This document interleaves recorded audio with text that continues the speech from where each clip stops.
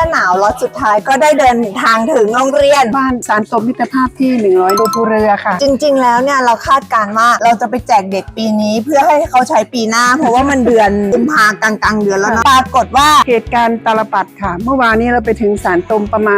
9:45อากาศหนาวเย็นนะคะหนาวเด็กจะเสื้อกันหนาวไปแล้วตัวหนึ่งพอได้ของเราเด็กใส่เลยค่ะมันก็เลยกลายเป็นว่าเสื้อหนาวได้ใส่ปีนี้เลยใช่ค่ะใช่เพราะว่าเรายังมองเสื้อหนาวอยู่ว่าเรามาแจกกลางเดือนกุมภาพันธ์ปลายเดือนแล้วเนี่ยน่าจะร้อนเพราะว่าในเมืองเราร้อนมากนะคะเรือด่านซ้ายยังอุณหภูมิปกติในช่วงเช้าบอกว่า 11:30 ถึงจะเริ่มมีอากาศร้อนเพราะฉะนั้นเนี่ยเด็กๆก็ต้องมีภูมิต้านทานค่อนข้างเยอะเนาะในการที่จะใช้ชีวิตฝากขอบพระคุณผู้ใหญ่ใจดีอีกครั้งหนึ่งนะคะที่เมตตาลูกๆของเราเนาะจังหวัดเลยอนุเคราะห์สนับสนุนเสื้อกันหนาวมาขออนุโมทนาบุญทุกท่านนะคะ